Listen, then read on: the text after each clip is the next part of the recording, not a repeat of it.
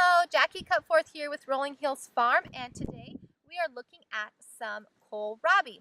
So I don't know if you have ever heard of kohlrabi before, but it is in the colecrop family, or some people call it the brassica family. Both of them are right. That is in the same family as broccoli and cauliflower and cabbage and kale. And we really like all those plants, but here we have a problem with the cabbage looper moth, and which we just call them cabbage worms, because the cabbage looper moth lays eggs on the leaves of the cole crops, and then their larvae devour the leaves, or it would be the head of the cabbage, or even the broccoli head and the cauliflower head. So that was always a problem for us. So when we started growing kohlrabi, we were very, very excited, because you can eat the leaves, but the main crop is the bulb. Can you see the bulb, cameraman?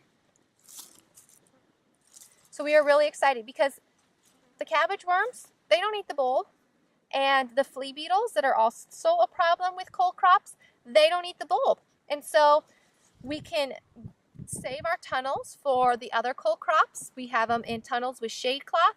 We could use those for the other cole crops, and for these we can just grow them. We can let the cabbage worms and the flea beetles eat them. Then when we go to harvest them, we cut off the leaves and we give it to the animals. We give it to the goats and the sheep, and they really, really like them. So that is one thing that is just really, I'm so excited about growing cole crops.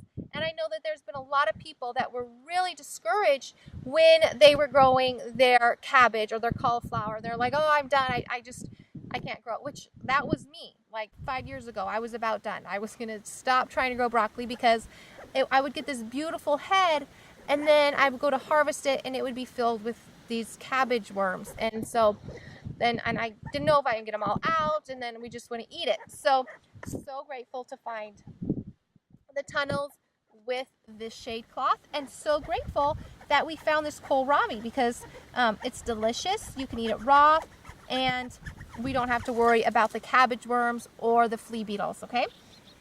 This is one of the first things we get to add to our greens in the spring. It's just ready that early. And typically, well, let me show you how to harvest it first. You can just pull it up if you want. Pull it up like that. We have pretty good loose soil here.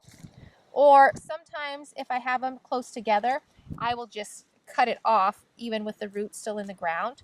Now you want a really sharp knife, because that root is really hard. And I don't even try and cut through the root, because the root is like pretty much impossible to cut through, or you might cut your finger or something.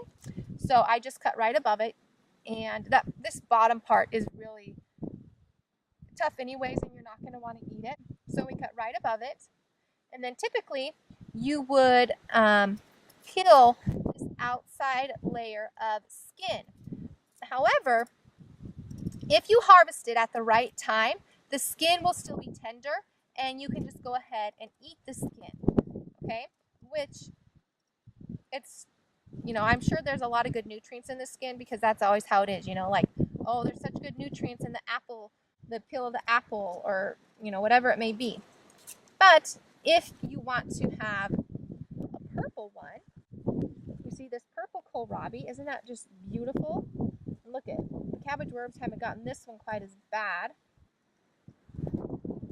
I wanted this beautiful purple color. It's not purple on the inside, and so I was like, well, I don't want to cut off all that beautiful color, so I decided to just leave the skin on and try it like that. And we just had it chopped up in our salad, and it was fine. It was delicious, it was tasty, and it wasn't too hard or anything to eat. Okay, so very, very yummy.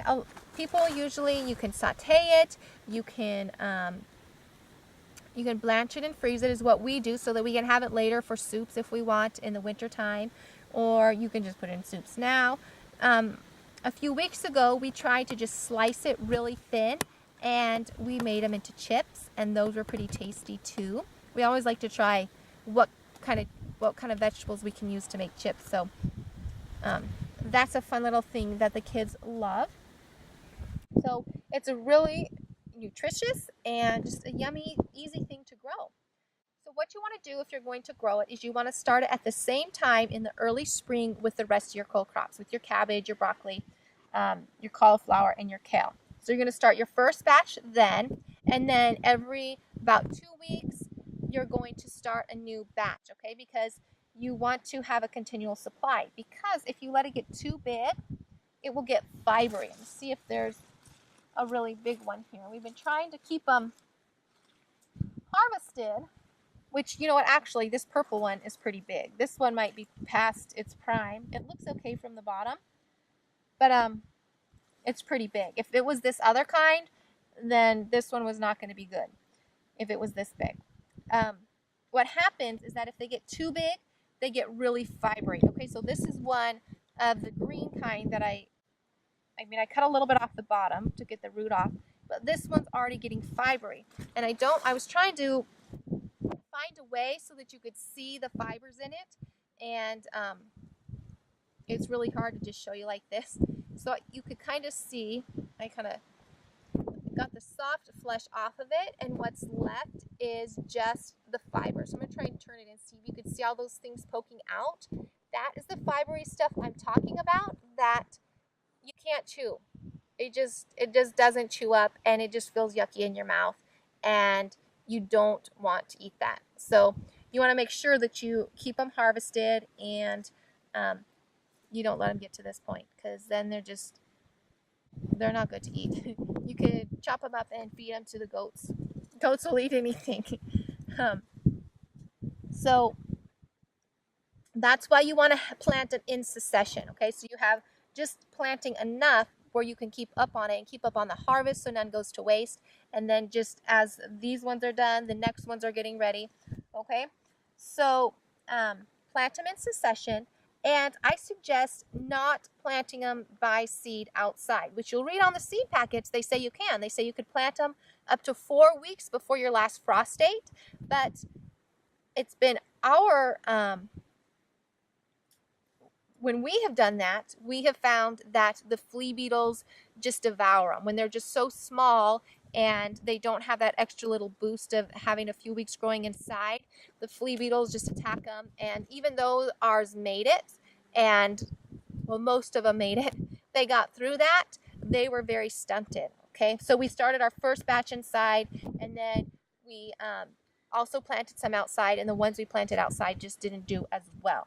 So start them inside, all of your plantings. Okay, then when I planted them about 4 to 6 inches apart in staggered rows, and like sometimes you can see here I got 2 growing together, and you can see that these ones are a little bit smaller than the other ones, but that's great because you can't, then it's kind of like it was being, it's ripening, I guess you would say, or coming to maturity in succession already, which is a little blessing for us that we have them at different stages here that we could pick. Now, I like to plant them really close together because, for one, once they get big, they are going to cover the whole area. We have harvested like 1/3 or more of these kohlrabi already and put them in our baskets and been filling our freezers and eating them all up. So there's a lot of bare space now, even in here. Like, this is so much more bare than what it was. Like, there's a couple in here that I could tell that have been harvested. So this was just like dense and solid. And before the bugs attacked them, it was so beautiful. It was like way up here, beautiful, kind of like the beach you can see over here. See how dense they are and beautiful. And so it shades the ground, that keeps the sun from reaching the weed seeds, and so that you don't have as many weeds. And it also shades it and makes it doesn't, then the water, when you water, it doesn't evaporate as quickly. So that just a little helps you out as well there. So, and then I showed you how to harvest it. And you can, for storage, you can just put them in your freezer. They're pretty hardy. The leaves might wilt a little bit, but if we're going to store them in our freezer, in our fridge to eat later, we usually just cut off the leaves because the leaves take up so much room, especially like, look at this one. How many of those could you fit in your fridge with all your other groceries? That's a lot of leaves going on there. And then, you know, you could blanch them to store in the freezer for later. And you can eat them raw. You can eat them sauteed. You can fry them in chips. You can put them in soups. And you can put them in your salads. And we just eat them like this. Like when we came out here, I've probably eaten 2 of these. I think I've had 2 of these just like this. And they're so good. They're just like eating an apple. You know, not quite the same flavor, but a nice crunch. The texture is like an apple that's not quite all the way ripe. It has more crunch like that, but it's really good. In the center, I really like the center. It's just really soft and juicy. So a really yummy thing, really easy to grow. You know, if you don't mind that it's going to look ratty like this, which with organic farming, you know, some things are okay. They can look ratty like this because I'm not going to eat the leaf, you know. It wouldn't bother me to eat a leaf with holes in it. I just don't want to eat the bugs. So that's what bothers me the most. So, very good crop to grow. It's easy. You get a lot of it. It grows really well. It grows quickly. And it's fun and it's tasty. So I just say, give it a try. And I think you will really like it. So I hope you have grown it. And you have any other tips that maybe something you found. Or maybe you live in a different area of the country and you have to do things a little differently than us. We are in North Dakota in a zone 3. We have a really short growing season. Our last frost date is June 1st.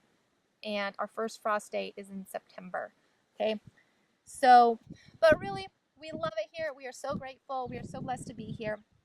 But it would be nice to have a longer growing season and to be able to grow like peaches and stuff. I'm from Colorado, and the peach sprouted in my mom's compost pile, and then within a few years we had these giant Colorado peaches like covering the tree, and so that would be fun.